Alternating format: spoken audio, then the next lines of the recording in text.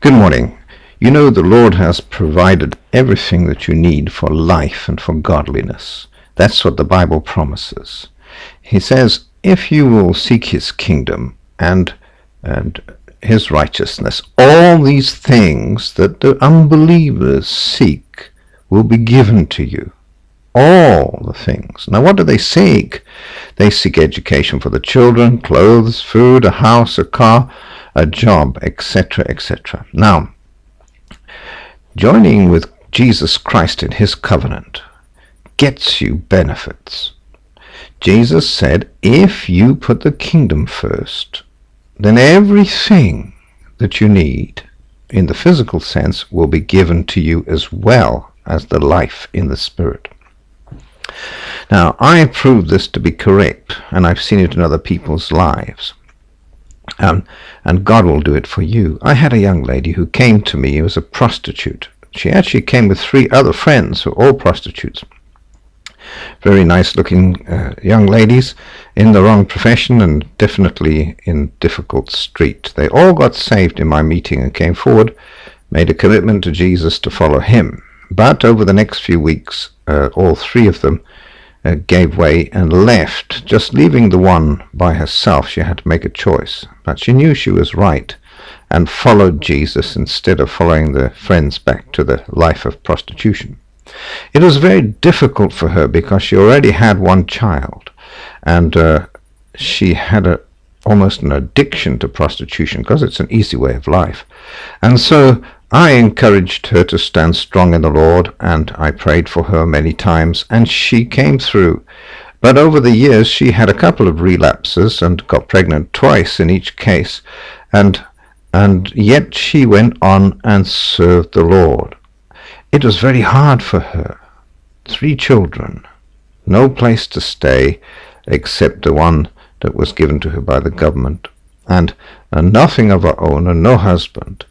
And in our church, the people were so dedicated to following Jesus that there was very few young men in the church, and certainly not one that she aspired to and she enjoyed. And so she continued. Life was hard. It was difficult for her. But she continued to seek the kingdom and to put God first in her life, no matter what the difficulties were. One day, as she walked into a Sunday morning meeting, the Lord said to me, prophesy over her. So I opened my mouth to prophesy, not knowing what I was going to say. And these words came out of my mouth. By the end of this year, you will have a husband, a house of your own, and a car, which I will provide for you. Now, this was very gracious of the Lord, but she accepted it. The whole congregation heard it, and we all waited for it to come to pass. She came to me after a couple of months and said, Pastor, there is no young man in this church that I could marry. And I know I mustn't marry somebody in the world. And people around the other churches just don't seem to be dedicated, and I'm not interested in the men like that. I said, just wait. God will provide because he's promised. He told us in prophecy, remember? Sure enough, a young man came along and got saved and joined the church, and after a couple of months fell in love with this young lady and proposed to her, and I married them in November that year. He had a house of his own, so no problem. They both had that house, but no car. And that was November that year I married them. December, a man from another church was woken up in the night, and God told him, you go to that church and you give this young lady that I'll show you your car. And so he did just that by December that year. By the end of that year, she had a husband, a house, and a car. God knows what you need. And 2 Peter 1 verse 3 or 7 says that he gives us all things pertaining to life and godliness. You need a healthy life. What is the point of raising you from the dead if your sickness didn't get healed that made you dead in the first place?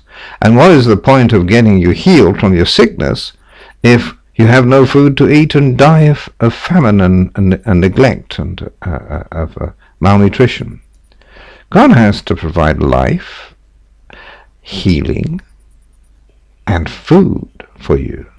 Otherwise, what is the point? You get raised from the dead, you get healed of your sickness, and die of malnutrition.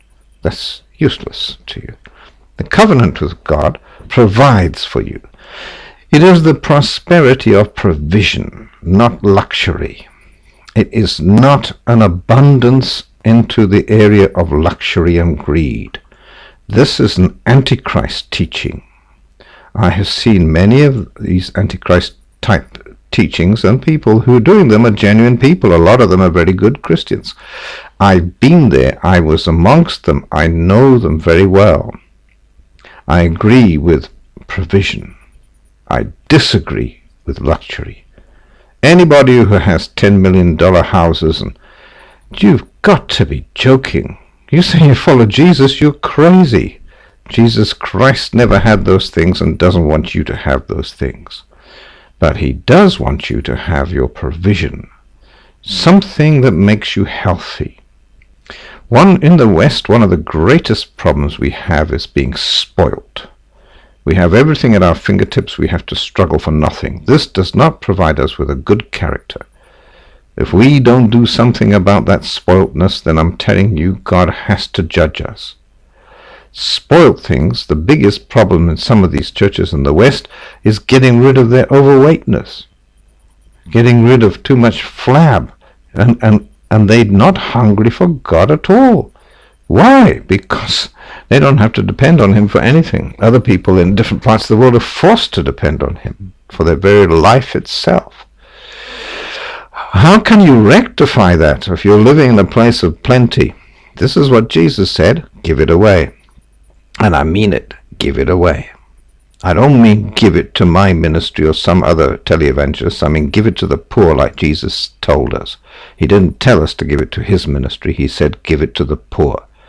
Give it to the poor, it cleanses you.